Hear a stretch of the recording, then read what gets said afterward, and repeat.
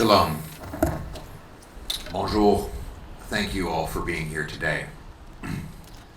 Today, we honor the lost, celebrate the victims, and condemn the perpetrators of the most comprehensive act of evil in the history of our world, the Holocaust.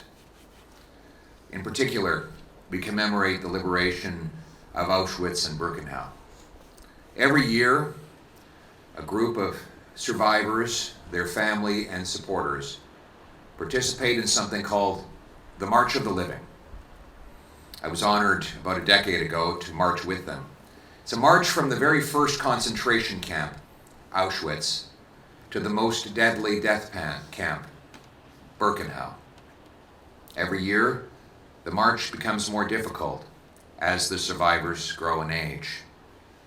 On arrival, I saw the prolific evidence of the evil carried out there, of the prosthetic limbs that were ripped off of the people coming in and piled up in random rooms, spectacles torn off people's faces, sheared hair that is still piled there 6-7 feet high, instruments of torture that are on obscene display.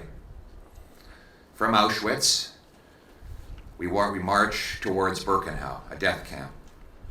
And en route, we arrive at that infamous door, that infamous gate with the train tracks through it. And we walked, and there are the barracks of wood that still stand where people were crowded, waiting their ultimate fate. Birkenau was not just a concentration camp, it was a death camp. There was no way out alive, except for those who were finally liberated on this anniversary. As we walked in, a beautiful cantor sang a psalmody in Hebrew, Psalm 23, "Yea, though I walk through the valley of the shadow of death, I fear no evil, for you are with me." And we were truly walking through the valley with the barracks on both sides and the people walking right through it. But in that moment, as ugly as the events we were commemorating, was an incredible hope that the survivors who were still there, at the family members of the lost, who took little stones and put them on top of bigger rocks as part of the Jewish tradition at cemeteries, which is to say, we love you, we remember you, we haven't forgotten you. And the fluttering Israeli flag with its beautiful Star of David waved in the sky as a mark of triumph of good over evil. In all of this, I was shaken and touched, but the moment that brought me most uncontrollably to tears is when I learned that there's actually a place there called Canada. You see, a few decades earlier, the Laurier government had advertised all over Europe of a land of great plenty that people should be urged to come and immigrate to. And so when the Nazis stole the most valuable belongings of the incoming prisoners, they decided they would put those treasures in a building named after a land of great treasure. And in a sinister and cruel way, when they assigned prisoners to go and work in that building, sorting those riches, they would say to them, "You're going to Canada today." Can you imagine the number of people who died dreaming of coming to Canada? We made it here.